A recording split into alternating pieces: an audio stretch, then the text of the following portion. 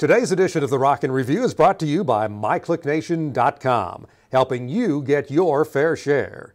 Hello, everybody. I'm Doug Kreil, and welcome to the Rockin' Review for today. It's Wednesday, January 13th, 2010. Among the stories we're watching today, a new report out that high school math grades in Arkansas may have been inflated by some high schools in the state. If so, it means the students at those schools are going to have to jump some extra hurdles in order to qualify for any of the new state lottery-funded college scholarships. A lot of the schools are fighting back, saying the way the state did the figuring on those allegations just isn't fair. It's a complicated story. You'll find links to it, but it's fascinating in terms of the implications it could have for the students who want to get those new scholarships. Among the other stories that we're looking at today, one from a new blog to us called Retail Resolutions for the New Year. The blog is called The Citizens Daily Lobby. I think it's one worth watching. We'll be keeping an eye on it.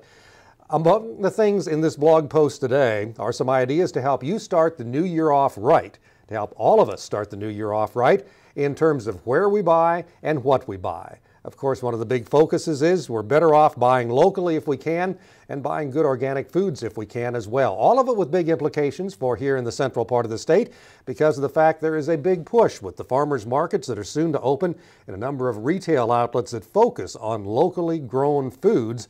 A lot of folks getting interested in the idea of sustainability and becoming what are called locavores, folks who really appreciate the value and the quality of locally produced food. Again, you'll find a link. More information about that on therockinreview.com. And finally today, from the Arkansas Democrat-Gazette, an interesting story on an old issue that has come back to life once again. The city of Little Rock, once again, considering the idea of banning parking of any vehicles in your front yard or your side yard. It's come up before, never got much past committee, never went to the full council to be voted on, and once again it's sure to bring forth a lot of arguments on both sides. Obviously, if you live in a neighborhood and your neighbors have a bunch of cars parked around, you may not like the idea.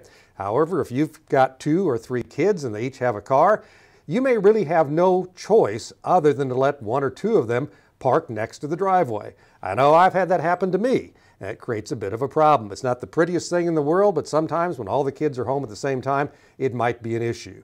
If the city could focus, I think, on the folks who long-term, over and over, park their cars that way or have abandoned vehicles parked that way, they might have something they could sell to the citizens of Little Rock.